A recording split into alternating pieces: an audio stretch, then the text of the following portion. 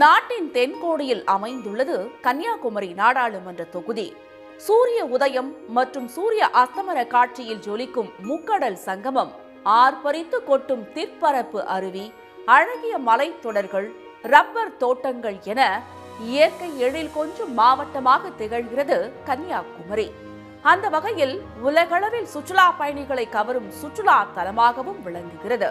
கன்னியாகுமரி மாவட்டத்தில் சுமார் 75,000 ஏக்கர் நிலத்தில் ரப்பர் விவசாயம் நடைபெற்று வருகிறது. 1,00,000க்கும் மேற்பட்ட மக்களின் வாழ்வாதாரம் ரப்பர் விவசாயத்தை சார்ந்துள்ளது. ஆனால் கேரளாவை போன்று அரசு விலை நிர்ணயம் செய்யாத காரணத்தால் ரப்பர் விவசாயம் நாளுக்கு நாள் நலிவடைந்து வருவதாக கூறப்படுகிறது. காமராஜர் காலத்தில் வெட்டப்பட்ட நெய்யாறு இடதுகரை கால்வாய் மூலம் 39,000 ஏக்கர் நிலங்கள் பாசன வசதி பெற்று வந்தன. ஆனால் கடந்த 2004இல் எந்தவித முன்னறிவிப்பும் இல்லாமல் கேரள அரசு இடதுகரை கால்வாய்க்கு தண்ணீர் திறந்து விடுவதை நிறுத்தியது. ஏறக்குறைய 20 ஆண்டுகள் கடந்துவிட்ட நிலையில் இதுவரை தண்ணீர் திறந்து விடப்படவில்லை. இதனால் விளவங்கோடு மற்றும் கிள்ளியூர் பகுதியில் 13 தாலுகாக்களைச் சேர்ந்த விவசாயிகள் கடுமையாக பாதிக்கப்பட்டுள்ளனர்.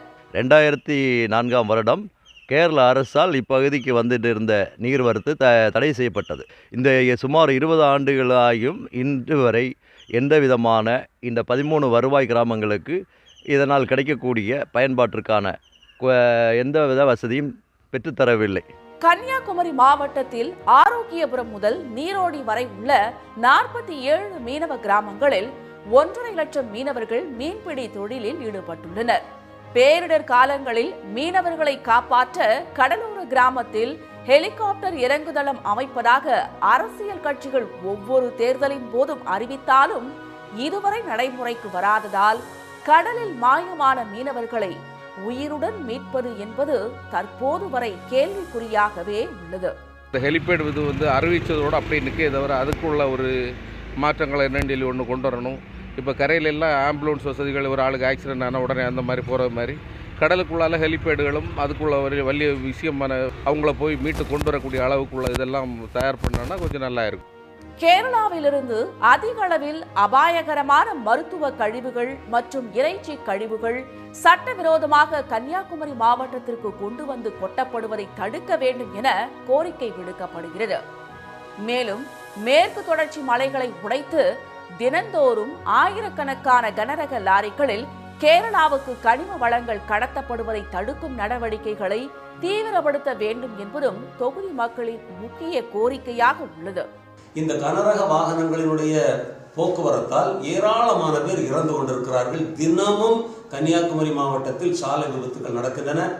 பலர், குறிப்பாக இளைஞர்கள் செத்துக் கொண்டிருக்கிறார்கள். இதை பற்றி யாரும் கண்டுகொள்வதாக தெரியவில்லை.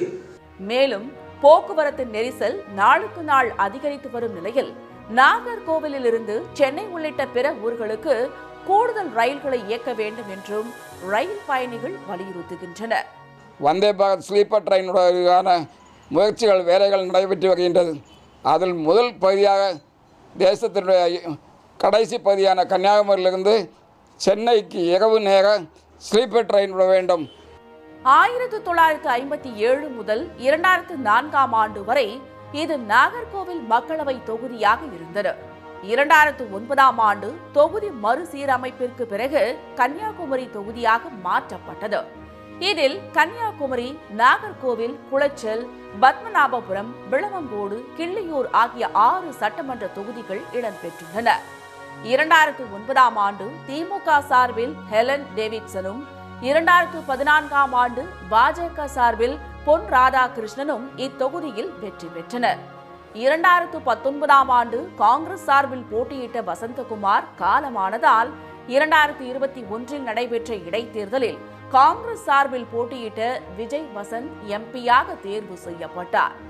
விஜய் வசந்த் 5,76,037 வாக்குகளை பெற்றார். பாஜக சார்பில் போட்டியிட்ட பொன் ராதாகிருஷ்ணன் தோல்வியடைந்தார். குமரி தொகுதியில் மொத்தம் 15,22,037 வாக்காளர்கள் உள்ளனர். ரப்பர் ஆராய்ச்சி மையம், தகவல் தொழில்நுட்ப பூங்கா அமைக்க வேண்டும் என்பது உள்ளிட்ட இத்தொகுதி மக்களின் கோரிக்கைகள் தற்போது வரை நிறைவேறாமலேயே உள்ளன. விவசாய கல்லூரி, விமான நிலையம், மீனவர்களுக்கு உதவ ஹெலிகாப்டர் தளம், புதிய ரயில்கள் மற்றும் இரட்டை ரயில் பாதை என்பன போன்ற கோரிக்கைகளின் நீண்ட பட்டியலுடன் புதிய எம்பியை தேர்வு செய்ய தயாராகி வருகின்றனர் கன்னியாகுமரி தொகுதி வாக்காளர்கள்.